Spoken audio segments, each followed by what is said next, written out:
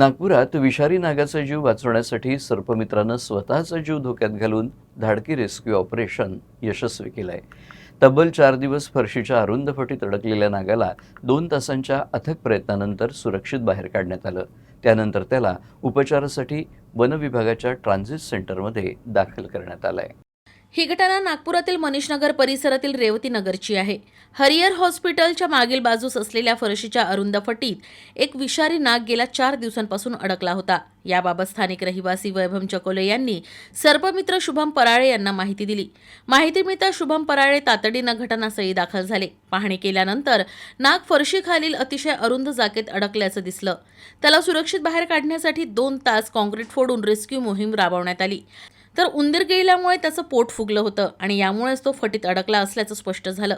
4 दिवस अडकून पडल्यानं साप अशक्त झाला होता. सर्पमित्रांनी त्याच्यावर पाणी टाकून त्याला सामान्य स्थितीत आणण्याचा प्रयत्न केला. त्यानंतर त्याला सुरक्षितपणे वनविभागाच्या सेमिनरी हिल्स येथील ट्रान्झिट ट्रीटमेंट सेंटरमध्ये अधिकाऱ्यांच्या सुपूर्द करण्यात आलं. इथं त्याच्यावर आवश्यक उपचार करून प्रकृती सुधारल्यानंतर नैसर्गिक अधिवासात सोडलं जाईल.